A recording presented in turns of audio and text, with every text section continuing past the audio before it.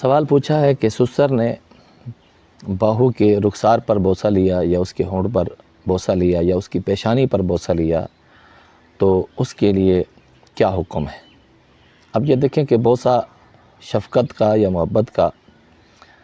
نابالغ بچوں کے چھوٹے بچوں پر تو ہوتا ہی ہے، شفقت کا بوسہ ہوتا ہے، لیکن جب خاتون بالغ ہو جائے، جیسے کہ بہو ہے، وہ بیٹے کی بیوی ہے، اگر وہ سسر اس کے پیشانی کا سر کے اوپر کپڑا رکھا ہوتا ہے، دوپٹہ وغیرہ کیا ہے، سب لوگوں کے سامنے اس پر اس نے بوسہ دیا تو اس میں یہ شفقت کا بوسہ سمجھا جائے گا۔ لیکن اگر اس نے منہ کا بوسہ لیا، ہونٹوں کا بوسہ، تو یہ خواہی نہ خواہی یہ حرمت مسارت اور شہوت کے ساتھ ہی سمجھا جائے گا۔ اور اگر رخسار کا بوسہ لیا تو اعلیٰ حضرت عظیم البرکت علیہ الرحمہ نے فتاوی رضویہ کے اندر اس کو بھی یہ فرمایا ہے کہ یہ بھی ہونٹوں کے بوسے کی طرح ہے، کیونکہ اس کے اندر بھی شہوت کا ہونا کنفرم ہوتا ہے۔ اس لیے اگر وہ انکار بھی کرے کہ میرے شہوت نہیں تھی، اس وقت تک اس کی بات نہیں مانی جائے۔ اوریجنل اور اصل حکم یہ ہے حرمت مساہرت کے لیے کہ کسی خاتون کو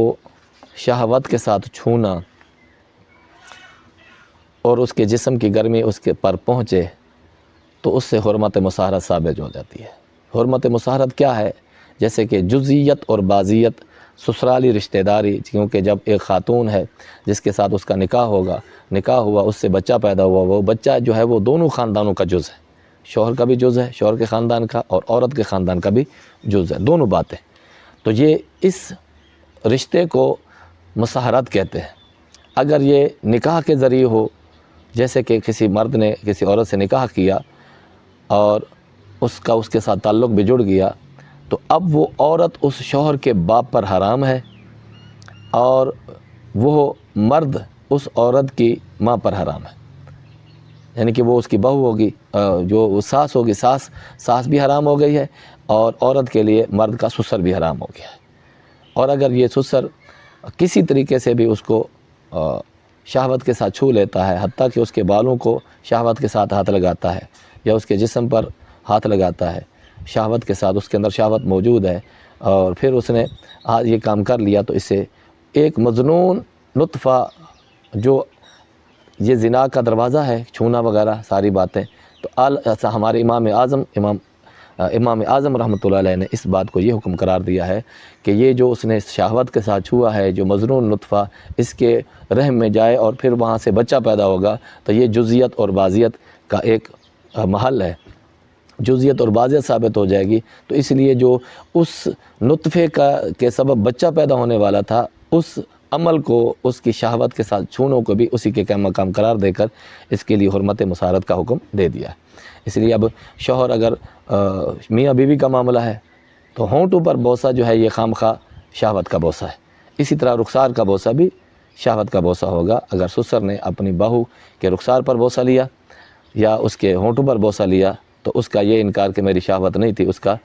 بات نہیں مانی جائے گی۔ البتہ اگر پیشانی پر بوسہ لیا اور انکار کرتا ہے میری شہوت نہیں تھی تو اس کی بات مانی جائے گی۔ اسی طرح اس کے ہاتھ پر بوسہ لیتا ہے اور انکار کرتا ہے کہ میری شہوت نہیں تھی تو اس کی بات مانی جائے گی۔ یہ بات کنفرم ہے کہ شہوت کا ہونا ضروری ہے چھونے کے اندر، کہ اس کی شہوت موجود ہو، یا شہوت پہلے سے موجود تھی تو اس کے اندر اضافہ ہو جائے۔ اگر وہ بوڑھا تھا تو اس کے آلے کے اندر کچھ نہ کچھ حرکت ہو، تب پتہ چلے کہ شہوت اندر موجود ہے، یا دل کی دھڑکن تیز ہو جائے، پہلے نارمل تھی اب چھونے سے حرکت بڑھ گئی ہے، تو اس کا مطلب یہ ہے کہ خواہش اور طلب موجود ہے۔ ایسی صورت میں اگر عورت کے جسم کی گرمی اس مرد کے حد تک پہنچی، اگر وہ عورت اس کے بیٹے کی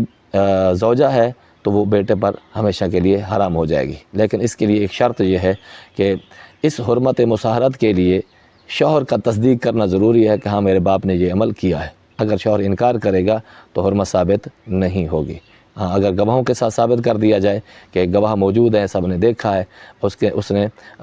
دیکھنے کا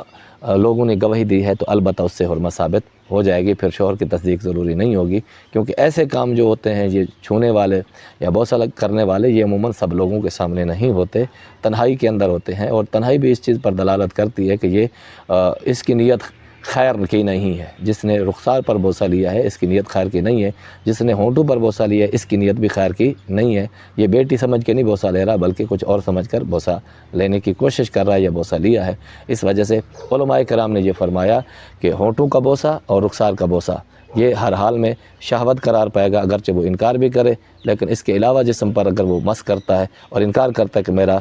میری شہوت نہیں تھی تو قسم کے ساتھ اس کا قول مان لیا جائے گا۔ واللہ تعالی عالم بالصواب۔